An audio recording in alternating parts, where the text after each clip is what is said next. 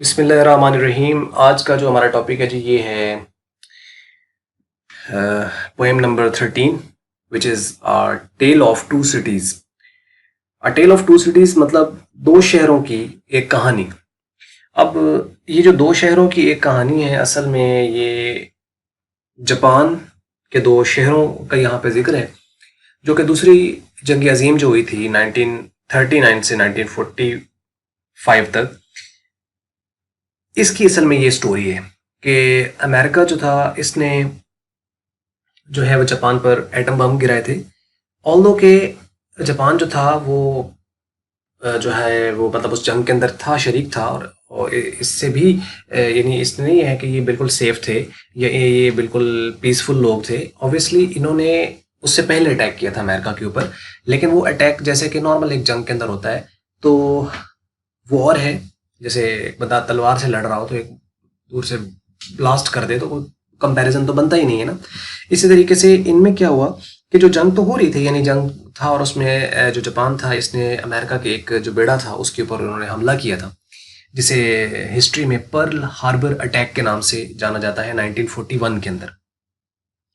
तो अमेरिका एक तरफ तो यानी अगर हम इसकी थोड़ी सी हिस्ट्री देखें जापान की तो ये बैकवर्ड अगर थोड़ा सा चले जाएं, कुछ चंद हजार साल पीछे अगर हम चले जाएं तो हमें ये पता चलता है कि ये जो जापान है ये पहले कबीलों में बटा हुआ था, छोटी छोटी रियासतें थी, जागीरदाराना निज़ाम था इनका वहाँ पर।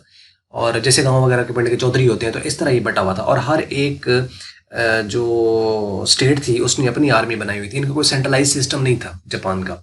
लेकिन बाद में जो है वो एरा थोड़ा चेंज हुआ तो इन्होंने अपनी एक सेंट्रलाइज्ड आर्मी बिल्ड की और जब इन्होंने सेंट्रलाइज्ड अपनी आर्मी बना ली तो इन्होंने फिर क्या किया कि अटैक करने स्टार्ट कर दिए बाकी इर्द गिर्द, क्योंकि ये बिल्कुल ही अलग थलग एक आप देखें कि एक कंट्री है। और जैसे कि आप जानते हैं कि ये इसे जो है वो चढ़ते सूरज की सरजमीन भी कहा जाता है, क्योंकि सूरज की किरणें जब मशरिक से जब सूरज निकलता है तो सबसे पहले जो है वो जापान पर पड़ती हैं, इसी वजह से इसको चढ़ते सूरज की सरजमीन कहा जाता है। अब हुआ क्या कि इन्होंने जब अटैक करने शुरू किए तो इनको फतह भी हुई, कुछ बीच में शिकस्तें भी हुई, लेकिन ये क्या हुआ कि ओवर कॉन्फिडेंट होते चले गए और बाकी मुल्कों पर इन्होंने अटैक करने स्टार्ट किए। एक तरफ ये यानी एक पावर के तौर पर उभर रहे थे और इन्होंने अपनी आर्मी को काफ़ी स्ट्रॉन्ग जो है वो किया हुआ था और उसके अंदर एक एनर्जी और एक जो स्पिरिट और डिसिप्लिन था इन्होंने अपनी आर्मी के अंदर रखा हुआ था और नंबर 1 आर्मी के तौर पर जो ये एक ये चल रहे थे। दूसरी तरफ अमेरिका सुपर पावर था। अब उसको एक अपनी जो है वो पावर और अथॉरिटी का एक नाज और नखरा जैसे होता है वो था और वो चाहता था कि वो पूरी दुनिया के ऊपर एक राज करे और जो कि उसकी सोच थी। हुआ ये कि जब दूसरी जंग अजीम हुई तो इन्होंने अमेरिकी एक बेड़े के ऊपर इनकी जो नेवी थी जापान की उन्होंने अटैक कर दिया अमेरिका के एक बेड़े के ऊपर, जिसे मैंने पहले बताया कि पर्ल हार्बर अटैक के नाम से जाना जाता है। ये दिसंबर 1941 में इन्होंने किया। जंग तो थी ही दूसरी जंग अजीम, उसके अंदर अमेरिका पहले यानी थोड़ा पार्टिसिपेंट तो था ही। अब जब ये हुआ ना कि उनके अमेरिकी फौजी जो बेड़ा था उसके ऊपर जब अटैक हुआ है तो उनको मिल गया मौका। वो तो पहले मौके की तलाश में होते हैं, तो जब उन्हें मौका मिला तो उन्होंने क्या किया कि बजाय कि वो इनसे नॉर्मल जिस हालात में जंग थी वैसे करते, उन्होंने जो है वो इनके दो शहरों के ऊपर जो इनके मेन हब थे, जो मेन सिटीज थे, उन्होंने इनके ऊपर एटम बम गिरा दिए। तो जहाँ से उसी असना में फिर ये जो है वो प्रॉब्लम्स हुई और आखिरकार ये जब पहले हिरोशिमा के ऊपर बम गिराया गया और उसके बाद फिर नागासाकी जो है उसके ऊपर बम गिराया गया, तो एटलीस्ट के जब इस तरह के हालात हुए और ये उसको संभाल नहीं पाए, यानी हर तरफ लाशें लाशें थीं और मसाइल बहुत ज़्यादा पेचीदा हो गए थे, तो आखिरकार जापान को सरेंडर करना पड़ा और इन्होंने अमेरिका से जाके ट्रीटी साइन कर ली और जिसमें अमेरिका ने इनको ये कहा कि अब आप लोग जो है वो अपनी आर्मी बिल्ड नहीं करेंगे, अगर आपको डिफेंस चाहिए, अगर आपको प्रोटेक्शन चाहिए तो हम आपको प्रोटेक्शन प्रोवाइड करेंगे। अब चूंकि इनके पास और कोई ऑप्शन थी नहीं, लिहाजा इन्होंने ये ट्रीटी साइन कर दी कि हम ठीक है अपनी आर्मी बिल्ड नहीं करेंगे और जिस तरीके से आप लेके चलोगे वैसे हम इसको लेके चलेंगे। ये ट्रीटी इनकी साइन हो गई और उसके बाद फिर उसके मुताबिक ही ये चलते रहे, लेकिन 20 साल के अरसा के अंदर अंदर विद इन द 20 years ये बिल्कुल खत्म हो गए थे और यानी जैसे पोएम है कि वो बिल्कुल एशेज राख बन गए थे और उसके बाद इनकी इकोनॉमी मुकम्मल तौर पर तबाह हो चुकी थी। और इसका कहीं पे यानी वो एक होता है ना कि एक नाम होता है अच्छा ये कंट्री के अंदर डेवलपमेंट, वो नहीं था। लेकिन विद इन द 20 years इन्होंने ये साबित कर दिया कि ये एक अजीम कौम है। और वो किस तरीके से किया है, ये एक यानी आप ये वैसे तो बंदा सोचे तो कहता है कि यार ये किस तरीके से पॉसिबल हो गया कि एक यानी कंट्री था, एक पूरा मुल्क था, उसको बिल्कुल ही तबाह कर दिया गया, उसकी इकोनॉमी को ही डिस्ट्रॉय कर दिया गया। तो किस तरीके से ये दोबारा 20 सालों के अंदर एक दुनिया की नंबर 1 इकोनॉमी के तौर पर कैसे आ गए। इकोनॉमी में जो मैं बात कर रहा हूँ कि वैसे तो जापान है तीसरे नंबर पर 2019 की, अगर आप उसको आप जो है वो एनालिसिस देखें तो सबसे पहले यूएस है, उसके बाद फिर चाइना और तीसरे नंबर पर जापान है इस वक्त 2019 के मुताबिक कि जो इकोनॉमी वाइज इसकी जो जीडीपी के हिसाब से अगर इसको देखा जाए इसकी ग्रोथ, तो उसमें जापान तीसरे नंबर पर है। आप अंदाजा कर सकते हैं कि एक ऐसा मुल्क कि जो कि बिल्कुल ही खत्म हो गया था और उसके ऊपर एटम बम तक गिराए गए और उनकी बच्चे पता नहीं कई सालों तक उनके बच्चे जो है वो यानी आंखों से अंधे और गूंगे और लंगड़े पैदा होते रहे पैदाइशी, क्योंकि उनके जो असरात थे, ये जो एटम बम उसके जो असरात थे इतने जो है वो ताबकारी थे कि इतना ज़्यादा उनका नुकसान हुआ। लेकिन ये एक आप कह लें कि मजबूत कौम के तौर पर दोबारा से ये सामने आए और इन्होंने ये साबित कर दिया कि ये वाकईतन एक मजबूत कौम है और कोई इनको हरा नहीं सकता। अब हुआ क्या, अब सवाल तो ये यहाँ पे पैदा होता है कि असल में ये कैसे कर पाए इन 20 सालों में, जो कि 20 सालों के अंदर यानी आप देखें कि 1964 के अंदर इन्होंने अपने ही मुल्क के अंदर यानी जहाँ पे एटम बम गिराए गए थे उस मुल्क के अंदर टोक्यो के अंदर इवेंट हुआ था, लेकिन उस मुल्क के अंदर इन्होंने अपनी ओलंपिक्स करा दी, ओलंपिक्स को ये ले आए। यानी क्या ऐसा इन्होंने ऐसा कारनामा कर दिया था जिससे वर्ल्ड इनकी तरफ आना शुरू हुई, वर्ल्ड ने इनके प्रोडक्ट्स खरीदना शुरू कर दिए, वर्ल्ड के अंदर इकोनॉमी में इन्होंने राइज इतना जल्दी कैसे पकड़ लिया। उसके पीछे कुछ प्रिंसिपल्स थे। अब जैसे मैंने आपको शुरू में बताया कि इनकी जो आर्मी थी, इनकी जो ट्रीटी साइन हुई थी, आर्मी तो ये बिल्ड नहीं कर सकते थे, तो इन्होंने क्या किया कि इन्होंने अपने दिमाग को चलाया। इन्होंने सोचा कि अब हम आर्मी तो है नहीं, अब आर्मी के ऊपर जो हमारा इन्वेस्टमेंट होती थी, जो हमारा बजट जाता था, अब वो तो गया बच। अब आर्मी के जो ऑफिसर्स हैं, जो लोग हैं अकलमंद ज़हीन किस्म के जो लोग हैं, अब उनका क्या करें।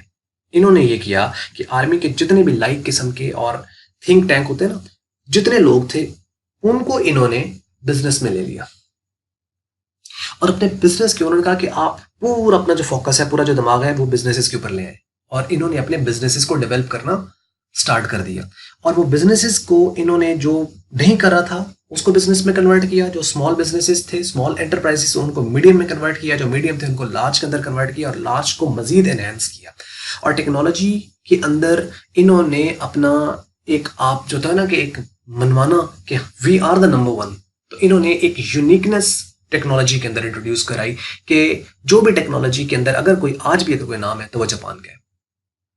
और इनका जिस प्रिंसिपल के बेस पे ये आगे आए, सबसे पहले तो इन्होंने अपनी जो कौम थी उसको यूनाइट किया है और उसको इतना एक्साइटेड और मोटिवेटेड किया और उनको ये बताया कि आप दुनिया की एक अजीम कौम है।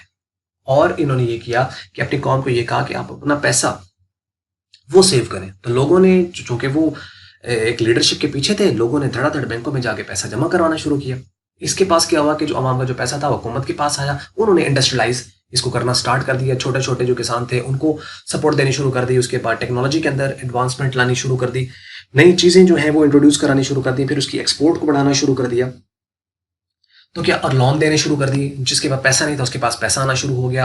अब बिजनेसेस हब बढ़ना शुरू हुए तो क्या हुआ कि लोगों के पास नौकरी आना शुरू हो गई। जब नौकरी आना शुरू हुई तो लोगों के पास फिर पैसा आया। फिर क्या हुआ कि बिजनेसेस ग्रो करना स्टार्ट हुए और मोटिवेट और एक्साइटमेंट लोगों को यही दिया कि आपने बिजनेसेस की तरफ जाना है। तो क्या हुआ कि ऑटोमेटिकली इनकी जो इकोनॉमी थी वो ऊपर जाना शुरू हो गई। और जिस प्रिंसिपल पे ये काम किया इन्होंने वो थी इनकी क्वालिटी मैनेजमेंट, TQM यानी टोटल क्वालिटी मैनेजमेंट के ऊपर इन्होंने काम किया। और इनका प्रिंसिपल ये था कि अगर आप कोई भी काम कर रहे हो और उसके अंदर अगर आपके 10 में से 9.9 आ रहे हैं तो उसका ये मतलब है कि आपके 0 है। आप अंदाजा कर सकते हो कि अगर 10 में से 9.9 अगर आपके आ रहे हैं तो उसका मतलब है कि 0। ये है जापान का प्रिंसिपल, ये है टोटल क्वालिटी मैनेजमेंट के 0 डिफेक्ट होना चाहिए, प्रॉब्लम एक भी नहीं होनी चाहिए। और ये इन्होंने ऐसी असेंबली लाइन बिल्ड कर दी कि वो कंट्रीज जो कि अपने आप को काफी पावरफुल समझते थे वो सारे इनके कस्टमर्स और क्लाइंट बन गए और इसके प्रोडक्ट खरीदते हैं आज भी। यानी जिसमें यूएस है तो वो जापान की टेक्नोलॉजी जो है वो यूज करता है, जापान के प्रोडक्ट्स को खरीदता है। इस तरीके से रशिया हो गया, बाकी और कई कंट्रीज हो गए, तो जापान की जो टेक्नोलॉजी, क्योंकि उनको पता है कि इसके अंदर जो भी टेक्नोलॉजी उसके अंदर डिफेक्ट जो है वो बिल्कुल जीरो है और ये जापान कर सकता है। तो इन्होंने अपनी कंपनीज को बढ़ाना शुरू किया और 1964 के अंदर जैसे मैंने आपको बताया कि ओलंपिक्स गेम्स को ये लाने में कामयाब हो गए थे। और उसके पीछे फिर और बहुत सारे प्रिंसिपल्स हैं जो इन्होंने बिल्ड किए और 1964 के अंदर ही इन्होंने बुलेट ट्रेन बना दी थी। 1964 आप अंदाजा कर सकते हैं, सोच सकते हैं कि एक वो मुल्क जो कि बिल्कुल ही मुआशी तौर पर तबाह हो गया, उसके बाद अपने कई उन्होंने अपने जो अहम लोग थे वो खो दिए, लेकिन रुके नहीं वो वहां पे, उन्होंने बाउंस बैक कर दिया, वो दोबारा वापस आ गए। अब वो किस तरीके से हुआ कि इन्होंने बुलेट ट्रेन 1964 के अंदर जो बनाई उसके अंदर भी अब उसका स्टिल यही प्रिंसिपल है कि अगर उस बुलेट ट्रेन जो है वो कुछ चंद सेकंड अगर लेट हो जाती है तो उसके अंदर जो भी मुसाफिर है उनको ये कार्ड देते हैं। और वो कार्ड क्या होता है कि उसके ऊपर ये लिखा होता है कि ट्रेन हमारी वजह से डिले हुई है, उसे कहते हैं ट्रेन डिले सर्टिफिकेट। वो जो ट्रेन डिले सर्टिफिकेट है वो उसको पढ़ा देते हैं कि सर अगर आप जॉब से, अगर आपको बॉस आपको कहते हैं कि आप लेट आए हैं तो आप ये कार्ड उनको दिखाइएगा कि गलती आपकी नहीं है, गलती ट्रेन ड्राइवर्स की है। और ये कहते हैं कि ऑन एन एवरेज कोई 5 या 6 साल के अंदर ऐसा इवेंट कभी कोई होता है। तो आप अंदाजा कर सकते हैं कि क्वालिटी में कितने वो आगे चले गए। और एथिक्स, एक दूसरे के रेस्पेक्ट और ऑनर और कमिटमेंट को पूरा करना, जितना जापान के अंदर है उतना शायद किसी कंट्री के अंदर हो। डिसिप्लिन वाइज देखें तो डिसिप्लिन इनका इस तरीके से है कि इनका एक प्रिंसिपल है जिसके मुताबिक ये अपनी असेंबली लाइन को कंप्लीट करते हैं और अपने हर काम के ऊपर अप्लाई करते हैं। उस प्रिंसिपल का नाम है PDCA और ये क्या है? Plan, do, check, act. ये क्या करो कि सबसे पहले प्लानिंग करो, फिर उसको करो, फिर करने के बाद उसको चेक करो कि क्या वो आपकी रिक्वायरमेंट के मुताबिक है या नहीं है, और उसके बाद फिर एक्ट अकॉर्डिंगली। अगर उसके अंदर कोई प्रॉब्लम है तो उसको आप रीअसेंबल करें, प्रॉब्लम्स हैं उसको आप डिफेक्ट को जीरो करें और उसकी रूट कॉज को समझें कि ये प्रॉब्लम असल में आ कहां से रही है। तो PDCA इस प्रिंसिपल के मुताबिक ये काम करता है। अगला जो इनके जो आप कह लें कि खूबी है इनकी जापान की, वो ये है कि ये एक्टिव लिसनर है। एक्टिव लिसनर से क्या मुराद है कि इनकी जो थिंकिंग है ना वो डीप थिंकिंग है और डीप लिसनिंग है।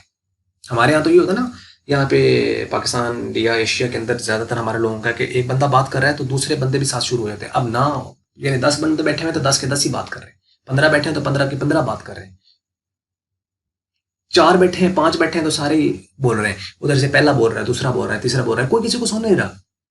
तो आपको क्या लगता है कि अगर इस तरह की सिचुएशन होगी तो हम कोई सीख पाएंगे, जो कोई हमें समझ आएगी? हर बंदा अपनी अपनी बांसुरी बीन बजा रहा है, हर बंदा बांसुरी बजा रहा है, बीन बजा रहा है, कोई किसी की सुन तो रहा ही नहीं है।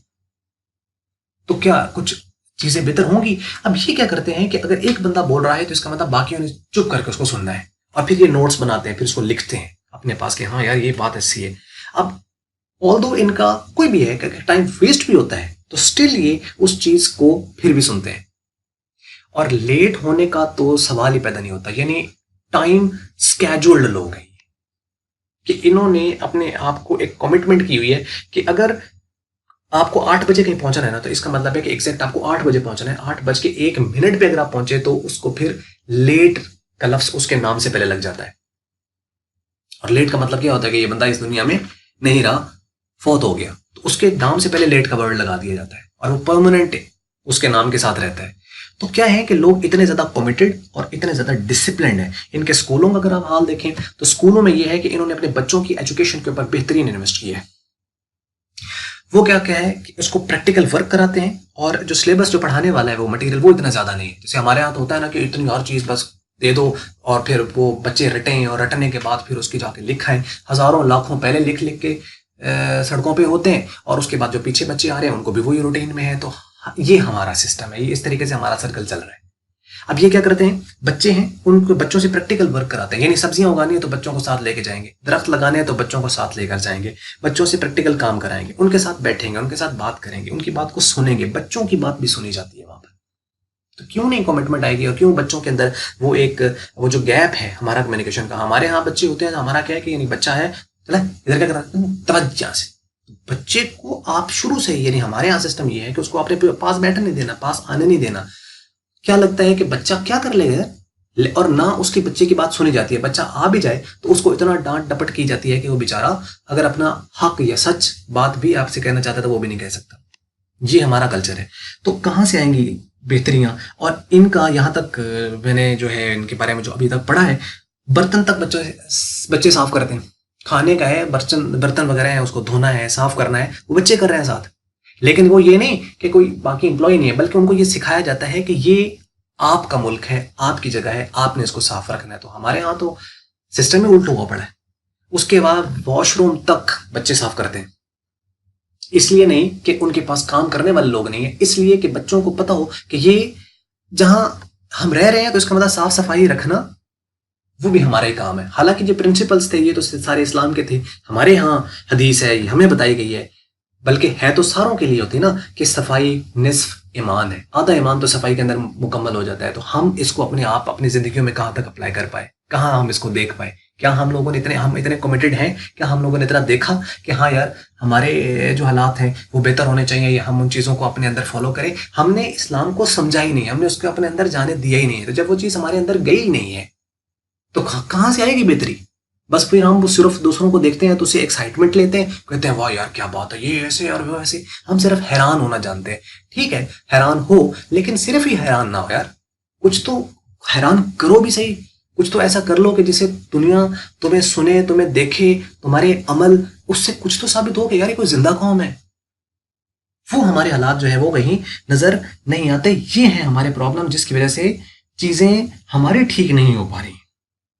तो अगर इस तरह हालात रहे तो हम बजाय हम डेवलप होने के, बजाय हम डेवलपिंग कॉम बनने के पीछे रह जाएंगे। तो एक ऐसा मुल्क जिसकी आर्मी खत्म कर दी गई और ट्रीटी साइन हो गई और उसकी आर्मी को आपने बिजनेसेस के अंदर लगाया और बिजनेस के थ्रू आप फिर ऊपर इकोनॉमी में आप चले गए, और इस वक्त 2019 के अंदर वर्ल्ड के अंदर 2019 में वर्ल्ड की तीसरी लार्जेस्ट इकोनॉमी बन गया है वो मुल्क, जिसके ऊपर एटम बम गिराया गया। तो आप सोचो कि क्या स्पिरिट है उन बंदों की।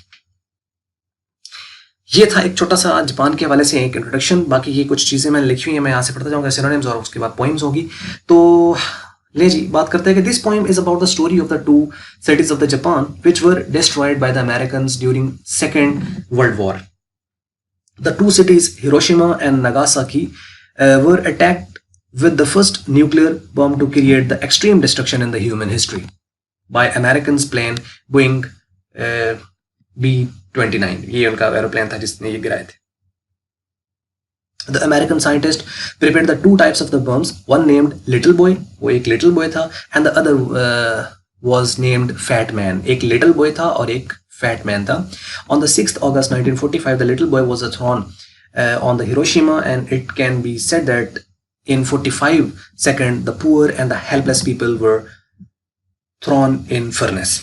The city was buried in no time. तबाह बर्बाद हो गई थी सारी चीजें। The flames raised, touching the sky. Fortune were those who met death immediately.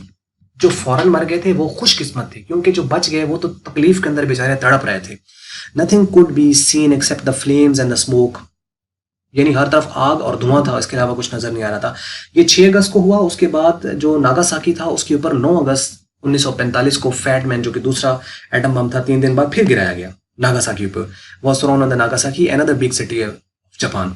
In these two attacks, around 3 lakh people died. तकरीबन को 3 लाख के करीब इनके लोग मरे इसके अंदर। और उसके अंदर कई अहम जो पर्सनैलिटीज थी जो गई, वो तो क्या ही बात है। यानी उसके अंदर आप देखो कि कहते हैं ना कि 100 बेवकूफ मर जाए और 1 अक्लमंद मर जाए ना, तो वो ज्यादा नुकसान देता है। क्योंकि जो ज़हीन जो बंदा है, जिससे आपकी पूरी आप कह लो कि अपनी नेशन उसके ऊपर डिपेंड करती है, वो बहुत अहम होता है। तो कई पर्सनैलिटीज इनके अंदर इन्होंने अपनी खोई अहम शख्सियात। तो कहता है in the moments the two cities were turned into ashes, राख बन गई थी बस चंद लम्हों के अंदर। सिनोनिम जिसके कोई ज्यादा मुश्किल नहीं है, लेकिन चंद एक वर्ड है मैं आपको यहाँ बता देता हूँ। जैसे कि श्रिल्स है, इसका मतलब होता है श्रीक, स्क्रीम या क्राई। स्कार्ड, ये स्केर्ड नहीं है, ये स्कार्ड है। स्कार्ड का मतलब होता है इंजर्ड, हर्ट, यानी जख्मी को कहते हैं वुंडेड या क्रिपल्ड। ग्रिल जो होता है वो चूल्हे को कहते हैं, heater, broiler, cooker, stove, burner. Groans और यहाँ पे भी ग्रॉन लिखा हुआ है, मीन्स कि इसकी तो जरूरत नहीं है। हॉल, वेल, सॉब, मॉन, यानी चीखो पुकार, सिस्कियां लेना, ये इस मीनिंग में आएगा, सोबिंग वगैरह। Furies, great anger, rage, wrath, frenzy, यानी गुस्सा। ड्रिल्स ट्रेनिंग्स वगैरह जो होती हैं, जो मशकें की जाती हैं, जैसे आर्मी की ड्रिल्स होती हैं, मैंने फौजी मशकें वगैरह, तो ये इसके अंदर आएगा। woeful, funereal, mournful, gloomy, melancholy. melancholy मतलब कि आप यूं कह सकते हो कि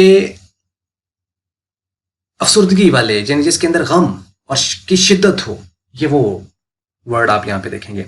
मौन का मतलब ये होता है ग्रॉन या चीखो पुकार, सिसकियां लेना। Explosion, blast, bang, crash. Smashed का मतलब होता है किसी चीज का स्मैश कर देना, रगड़ देना, किसी चीज का खत्म कर देना, क्रश कर देना, डिस्ट्रॉय कर देना, ब्रोकन, शैटर्ड। तो ये इसके सिनोनिम्स हैं। अब आ जाइए हम इसको वर्ड बाय वर्ड, इसकी जो पोएम है उसको हम देख लेते हैं। कहता है in the storms of the shrills, यानी चीखो पुकार के तूफान में, of arms, smoke and drills. Arms कहते हैं हथियारों को, स्मोक कहते हैं धुआं, एंड ड्रिल्स यानी फौजी मशकें। यानी हर तरफ क्या था, हथियार हैं, धुएं हैं और फौजी मशकें हैं और चीखो पुकार है। इसका तूफान आया हुआ था। ऑल वर स्कार्ड, सारे जख्मी थे, बर्न्ड, कुछ जल गए थे, एंड अफ्रेड, और जो बच गए थे वो बहुत ही ज्यादा खौफजदा थे। Powerless and helpless were they made, और उनको एक तो उनकी ताकत जो भी थी वो छीन ली गई और उसके बाद वो हेल्पलेस हो गए थे। Woeful were all the hills, सारी जो वादियां थी वो गमगीन थी। Wasteful were all the grills, और जितने जो चूल्हे थे यानी जहाँ खाना वगैरह पकता था या जो था वो सारा तबाह हो गया था। None to share their moans, कोई भी उनकी जो नहीं उनको तसल्ली देने वाला, उनको उनके गमों को कम करने वाला कोई भी नहीं था। नन टू लेसन देयर ग्रॉन्स, और उनको कोई आप कह लें कि सेम के उसका यानी ना तो उनके साथ किसी तरह का कोई शेयर करने वाला था कि कोई गम उनके साथ शेयर कर लेता, ना वो किसी को बताने जोगे थे, ना किसी से कुछ सुनने के लायक थे वो। और जो चीजें थी वो उनकी सारी तबाह हो गई थी और गम के अंदर जो थे वो रह गए थे और उसके अलावा कुछ भी नहीं था। The flavours all smashed, flowers फूल, फ्लेवर्स वैसे तो होता है यानी जो टेस्ट के तौर पर आप यूज करोगे, लेकिन यहाँ पे मुराद दरख्त होंगे, यानी जो फूल थे और फल थे वो सारे जो है वो स्मैश कर दिए गए, खत्म कर दिए गए। और burned, crushed and all dashed, जल गए, क्रश कर दिए गए, रगड़ दिए गए और सारे खत्म हो गए, dashed. And all pass through the grind, ऐसे लगता था जैसे सारों को किसी चक्की में पीस दिया गया है। लिविंग देयर नथिंग बिहाइंड, और कुछ भी बाकी नहीं रहा। नो आई कुड लुक, कोई आंख देख नहीं सकती थी। द एक्सप्लोजन दैट टुक, वो जो धमाका हुआ उसको कोई आंख देख नहीं सकती थी। The life of the two glories, और ये दो शहरों की जिंदगियां थी। In the moments of the furies, जो के हादसे का शिकार हो गई और यानी एक गैस गुस्से के सबब वो तबाह हो गई। All was done by a nation, और ये सारा एक कौम ने किया। Who in her wild passion, जिसने अपने एक मिशन के तहत, अपने एक पैशन के तहत, जंगली आप कहेंगे कि एक पैशन के तहत यानी एक ऐसा जनूनी पैशन के तहत उसने क्या किया कि care not for the human rights, उसने इंसानी जो हकूक है उसकी भी कोई कदर ना की। Nor save them from the deadly fights, और कोई उनको उससे बचा ना पाया उस मौत से। बट हाउ मच ग्रेट वर दे, कि वो कितने अजीम थे। वो bore the pain of the black day, कि जिन्होंने वो ब्लैक डे जो था उसकी जो दर्द था, उसकी जो तकलीफें थी, उसकी जो परेशानियां थी, उसको उन्होंने बर्दाश्त किया। Ashes were not merely the waste, और कहता है कि जो राख बनी ना वो सिर्फ वेस्ट नहीं था। They can really create the great, उनको पता था कि वो दोबारा एक अच्छी और एक अजीम कौम बन सकते हैं और वो बन के उन्होंने दिखाया। ले जी, ये थी एक पोएम, और आखिरी जो इसका स्टेंजा है वो इम्पोर्टेंट है पेपर पॉइंट ऑफ व्यू से और बाकी कहीं से भी आ सकता है। तो ये था एक ब्रीफ इंट्रोडक्शन जापान के हवाले से, और इसके बारे में शुरू में थोड़ा जो मुझे पता था वो मैंने आपको शेयर कर दिया। तो बस ये थी वीडियो। अगर आपको अच्छी लगी तो इसको आप लाइक कर लें, और अच्छी नहीं लगी तो इसको कर लें डिसलाइक, और वीडियो देखने का आपका शुक्रिया।